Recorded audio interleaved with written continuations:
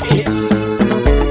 Din ranar haihuwarsa annabi haske yake, shi wani yakutu ne a kwansansa batu muke. Sanda ta haife shi ma mutane cewa suke, an haifo diamond ku zo ku ga yaya yake. Kyau in ya fito da kyau cikin kyakkyawa yake.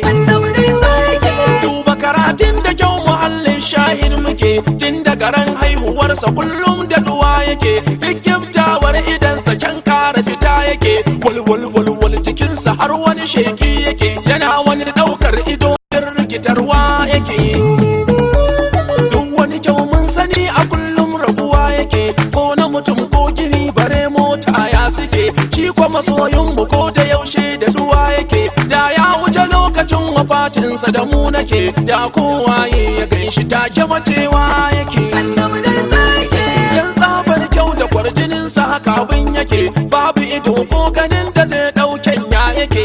In ya taho din a nesa zaka ga sheki yake, yana ƙara zuwa yana ta ƙarin kyau ya yake.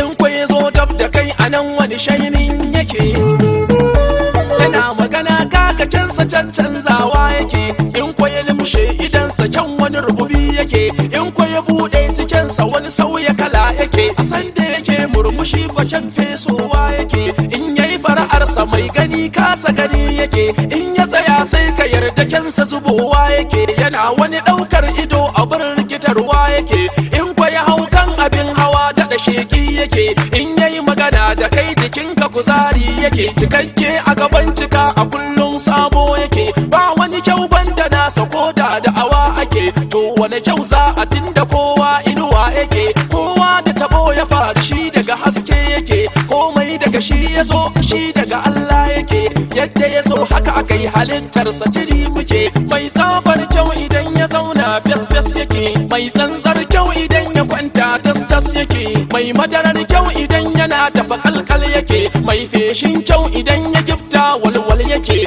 Can na wani tarsatsi a rana haka abin yake, in kwadare ne ka gan shi ɗan ɗashi nan kyan yake. Abin dai ba a faɗa kawai rufe baki ake, ba kowa ban da shi